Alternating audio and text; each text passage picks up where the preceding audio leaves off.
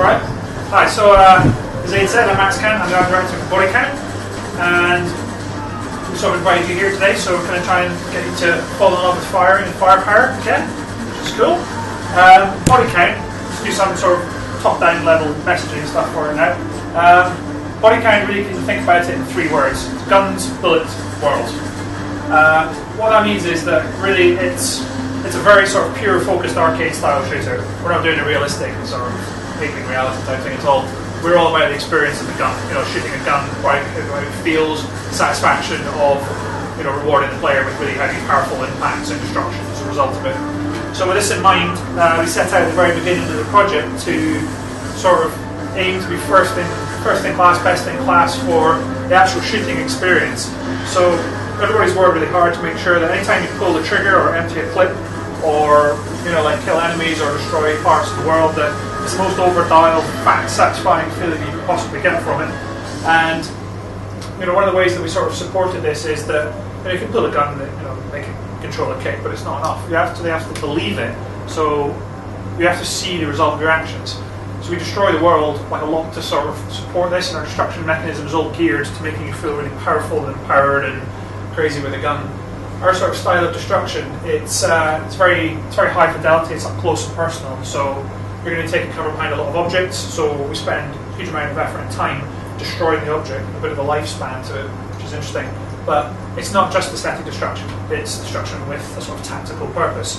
Because if you hide behind a prop and it's getting torn to pieces, you have to relocate and find cover, or you're just going to get your ass handed to you in the middle of a compound, all exposed. But that works both ways, a bit like tracer fire. In the props that you hide behind, as they get destroyed, they're going to open up holes, you're going to get Swiss cheesing, where, fair enough, you can see me and shoot me, but I can see you and shoot me back through that hole. It's quite interesting. So that's just like the smaller stuff. The larger scale destruction is building stuff, so you can cut your way through walls. We don't bring the whole building down, because it's no use to us if we do. We have to show this lifespan of a building where you can cut your way through the walls and stuff, but you need to remain able to play that. So all of the sort of tactical decision making we do is based on the shredding, and we allow people to just go off and explore the stages on their own, sort of incentivize them to use this. The world of Bodycount is sort of, we said earlier as well that we're trying to make like an arcade experience, an arcade style shooter. So I have no real interest in attempting to make a grey, gritty world with a man with or without a beard running around something, which is probably Afghanistan.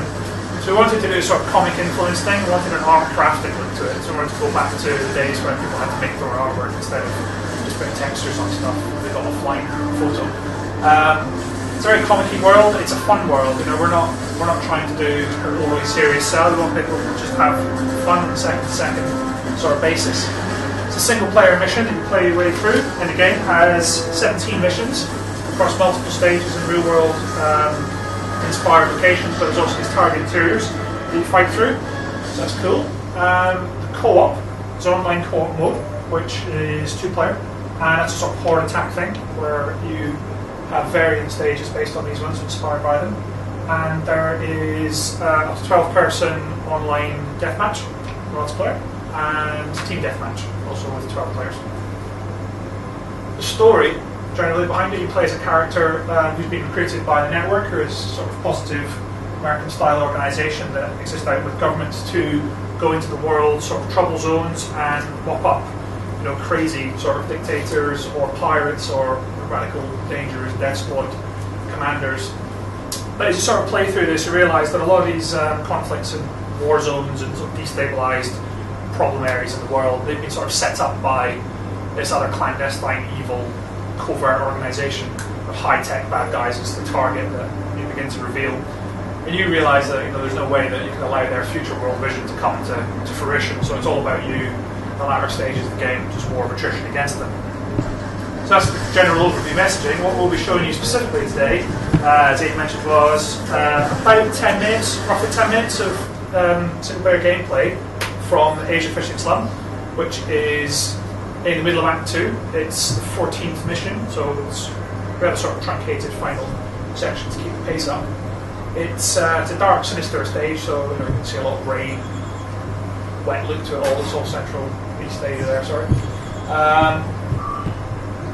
And in addition to that, you'll get hands-on in this. So we'll cut it in about 10 minutes, and I'd say that's roughly a third of the stage. You'll see about a quarter of the footprint. Very big free roaming zones, and we'll let you play through that, so we'll help you be online for any questions there. The other thing that we're showing is a 2-player online co-op mode, which will be demoing the African stage, which is a militarized compound. So a slightly different experience, so we get hands-on with that. One objective, get into the Nexus. The data core is the motherload. With that, own the target. In most real-world influence stages, there's 2 factions that fight each other, Don't let them off which makes sort of sense of the narrative of the militia are fighting the army a lot of the time. In this instance, these 2 factions have united together, or they've been manipulated by the target to become one sort of aligned organisation. So you're really going to draw up everybody's fire. So you won't see these 2 factions shooting each other. Everyone's going to hate you. Pour all the teenage angst on you. The vertical thing that Andy's activated here, this is a network weapons cache. These are, if you've ever seen like cluster bombs or aerially deployed stuff, it's quite similar weapons jump, airborne thing for UAV. He's changing his primary and secondary weapon loadout here. We've got melee on the knife attack as well. But he's going to pick the Chris SMG. That's balanced to be a very good run and gun weapon. So it's good for these sort of like quite fast-paced sort of running around buildings and shredding situations. And he's taken the Super 90 shotgun, which is really good for up-close and personal work, and it's very good for traversal destruction. So, if you want to cut your own pathway, you can blow a hole through a wall. This will finish the job, which is nice.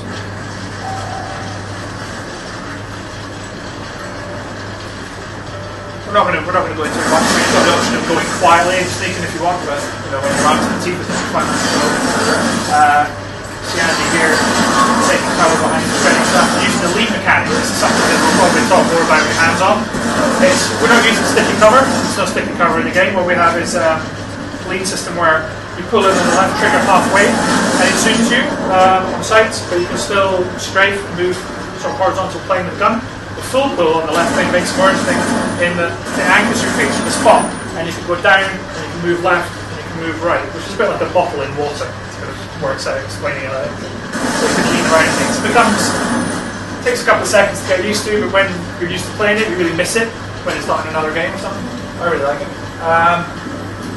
See here, there's multiple character classes in the game. Character classes are specific to each faction, so the militia and pirates will have different guys to the army, different guys to target. These mines have been dropped by one of the character classes who's a scavenger on the militia. The idea of the scavenger is that this guy will run around very, very quickly and pick up intel and other stuff that you want to harvest yourself. So you've got to bring him down. Overly efficient. Andy's already killed him, so there he is on the floor. But there are other classes like commanders and there are medics and stuff. Normally that guy gets shot backwards over the balcony, which is the bit where I say we've got these really cool non-free scripted bandits. So yeah, like we're really selling it. We're really selling the sort of shooting experience along the lines of Rambo in the 80s and stuff. We're pulling people out of the top of guard towers, over bridges, off the edges of balconies, kill off face plants and stuff like that. So Andy's interestingly here, he's chosen not to use the stairs or the doors to get out of the building. He's used the grenade in the right bumper. Grenade has 3 functionalities. There's a regular one where you can destroy it. It's a timer. You can hold it and cook it in the way you would expect to. It's entry-level stuff. But the interesting thing that we've done to add a bit of tactical advantage is if we've got a double tap grenade. If you double tap the button, it still counts as one grenade. But when you throw it, the minute it hits another object, it'll explode. So that's really, really good for taking guys down in big firefights. Exactly like that. So I'm going to be making up for the lack of stuff. Yeah, you'll see different classes here. So there, that little guy there, he's a scavenger. He soaks up the intel. And the intel is the currency of the game. As you gather intel, it feeds up this dial here. You can choose when to spend or stop spending that on these OSP things I'll talk about in a second. Intel comes in 3 values. There's light blue, which is standard stuff for just killing a guy in the regular way. The next grade is the yellow one. That's achieved when you kill a guy in a particularly skillful way. So to get away from this whack-a-mole thing, we're just ducking down and back up. We reward people for shooting through cover, drilling through cover, headshots. Nice. And then the third grade is if you get a lot of those kills in a row, you get a kind of like multiplier, and then you get green intel, which is extremely worthy. It's really high cost stuff that fills up nicely.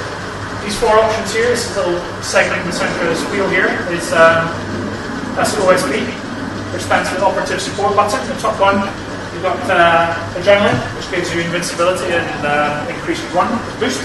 One on the left is Radar, that will ping people out in dark environments so that you can see them better. On the right here, we've got an ammo upgrade, which is kind of like overclocks your bullets or ammo. They become explosive and arc piercing. You put enough of those into someone and they'll explode. That's always funny, although that was a barrel. And the final one, which Andy's holding back on using these because it works its way up to full things you can call it an airstrike. An airstrike is UAV deployed, just carpet bombing basically, things big enough. All the intel as well, like that goes this thing. The other thing you get from different people is increases your body count score. Your body count score is what directly informs your body count grade, which is a grading system at the end of the stage. And that's for increased online playability, replay value, because those leaderboards are, and obviously you're open to your friends, so you get crowing rights over the fact that you're better at doing it. I've never got an A or anything. It's quite impressive. That's why I'm not playing it out.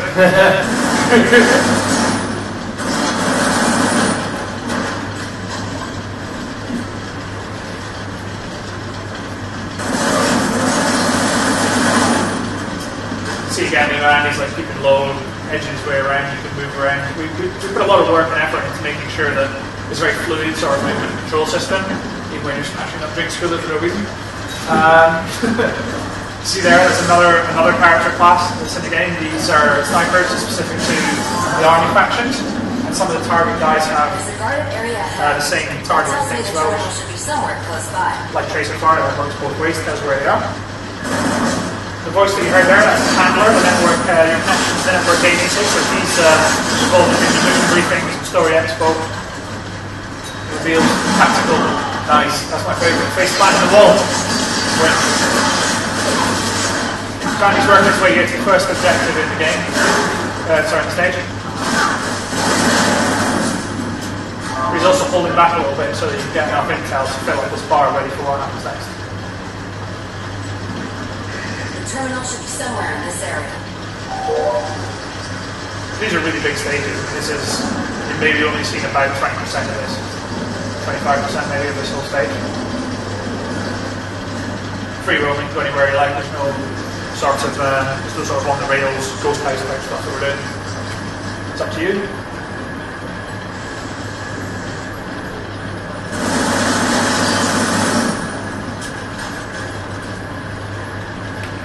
Find the other terminal. Go! So what Andy's doing here is he's throwing mines out. These are the left bumper. So it's 3 out. So he's custom for 1 here because we're fairly generous with construction. But he's chosen to cut his own path out of the building rather than go head on to people that are coming in here. So there's a lot of tactical emerging gameplay. You never really play it the same way twice going through it, which is nice. See there, there's another one of our character classes. You probably see the standee outside, he's a psycho. He's a big sort of bullet sponge, big mentalist. And he's just clearing out all the little smaller guys, regular grunts and veterans at the moment. So that you only have to deal with this guy to try and lure him out into the open big reach. What you see there, he's activated his upgrade there and called it an airstrike, which has nearly killed the guy, but not enough. So placing landmines and stuff will lure him into a killing ground now. That's how I usually do it. That's right. Well, that's the cool thing with the stuff, is because... okay, there you go. Is he down? No. No? Yeah. Shoot him in the back. No. Yeah, there we go. He's going to fall over. He's having a bad day. And... yeah. Oh. Right, we'll probably leave it there because he's dead. Yeah. So we'll leave it there. Co-op. The other thing about co-op is it's slightly different from single-player experience in that you're not in like a linear thing. We're not just like rehashing the same level again where you follow the guy through. There's an extra man, or he's a bit harder with a friend. What we're doing is we're showing you these sorts of environments that are bespoke versions of these ones, which play completely differently. It's more like Zulu, like with like you and Michael Caine are the last guys in an area, and you have horde attacks. So there's up to 20 waves of guys that come at you in increasing waves of severity, and it's you and your buddy sort of versus the world, which is awesome. What that means is that you're going to stay in still a large environment, but you're going to stay there longer than you would do normally on a single player run through, which means you're going to have to make different tactical decisions because the world will start tearing apart around you more. Like stuff just goes. So you'll see it'll be a lot more breezier and airier by the time you're finished there. The other difference with the co-op, online co-op mode is that because there's so many people that you're fighting, we give you more intel, like a lot more valuable intel. So we only use the really expensive stuff for the majority of it. But that means that you can choose to unlock additional weapons earlier than you would in a single player game. Or you can choose to spend it eventually on the OSB upgrades, like the extra ammo or the airstrikes, all that kind of thing. I think that pretty much covers everything. Yeah. We're doing. So we'll get you guys hands on now. Cool. So